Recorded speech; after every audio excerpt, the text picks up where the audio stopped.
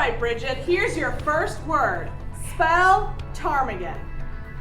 Oh, buddy, are you gonna help me with this? Okay. T-A-R. What? I swear, T-A-R. The P is silent. P is silent? Ptarmigan? Tarpagan? What the heck is a ptarmigan anyway? Hey everyone, Bridget here at Como Park Zoo and Conservatory. Today we are going to be looking at animals that have specialized adaptations for surviving in cold environments.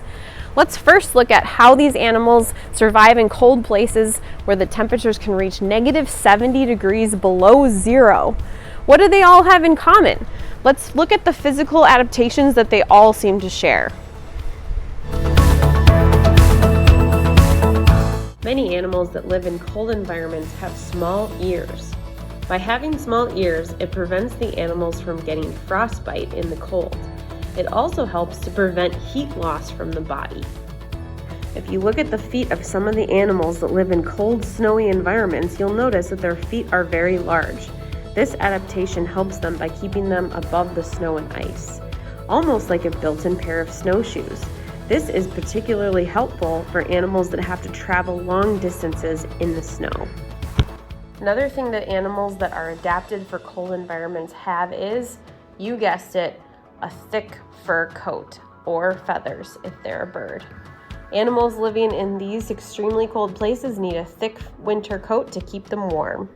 Let's now meet some Como animals that have some very specific adaptations for surviving in cold environments.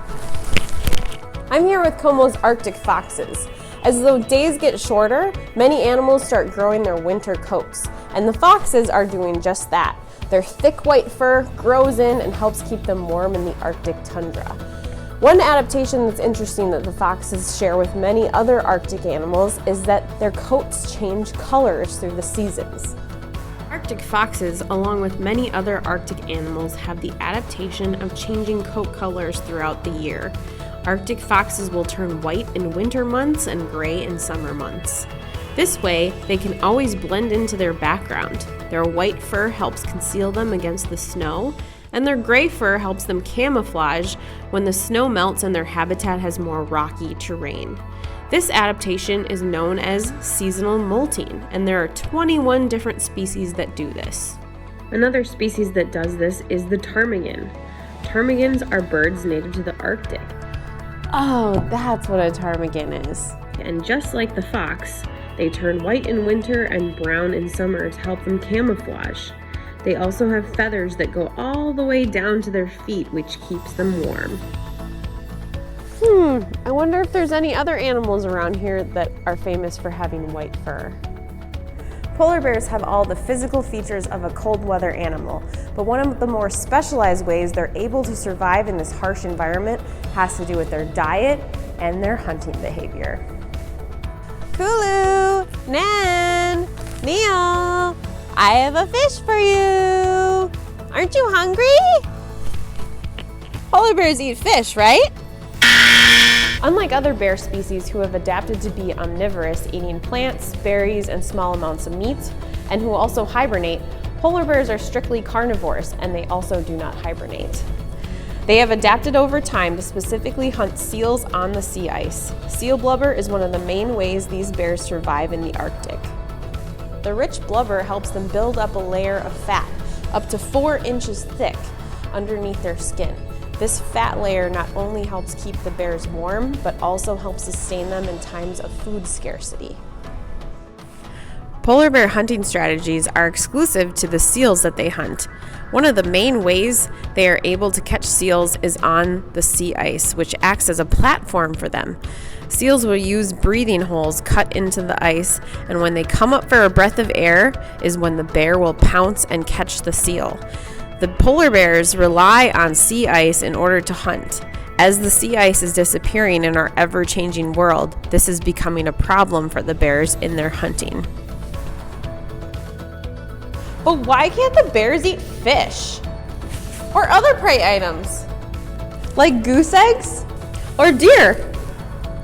Although polar bears may take advantage of other prey items if they have the opportunity, they have evolved to prey on seals. Many of these other food sources don't provide enough calories to sustain the bear's energy requirements or the energy it might expend to try to catch this prey. Eating a seal to a polar bear is like you eating a lasagna for dinner. A fish to a polar bear is like you eating a goldfish cracker for dinner. The cracker is not going to give you much energy or keep you full. Bridget, behind you, there's a caribou. What? I got mine right here. Another amazing creature that's able to survive in cold environments is the caribou, also known as reindeer. There are 7 subspecies of caribou, and the species we have here at Como Zoo is the woodland caribou. This is Forrest. Unlike polar bears that rely on a heavy, rich, fatty diet, caribou, being herbivores, have a plant-based diet. But how do they sustain themselves through the long winters on just plants? Caribou will forage under the snow for lichen. Lichen provide them with heavy loads of carbohydrates. Just like when you eat a bowl of pasta, the pasta fills you up with carbs. Another great adaptation caribou have is found in their antlers, and it's called the brow tine. This helps them dig down to the ground layer where they can get to the lichen that they eat. Caribou are the only deer species where the females have antlers as well. Caribou also have very specialized muzzles. Unlike other deer species, thick, short hairs cover their muzzles and inside their nostrils. These hairs help warm the air as the caribou inhales it into its lungs. Do you want some of this too? I'm getting cold. Let's go inside and warm up. Snow leopards are perfectly adapted for life in the cold, living in the Himalayan mountains. By looking at them, you can see they have all the features of a cold weather animal. But one adaptation you can't see with your plain eye is how the snow leopard breathes. A snow leopard's respiratory system is unique to the cold mountainous environment in that they can survive and breathe air at high altitudes. Their nasal passages also allow for air they breathe to be warmed, similar to caribou, with special bones called turbinates. So today we met some animals that have very specialized adaptations for surviving in cold environments. And we learned about some of the features they all seem to share, like large feet, small ears, thick fur, or feathers. And I learned what a ptarmigan is. Hey Ann, you want to hear a joke? Yeah, let's hear it. Why can't you hear the ptarmigan go to the bathroom? I don't know why. Because the P is silent. You got me. We'll see you next time.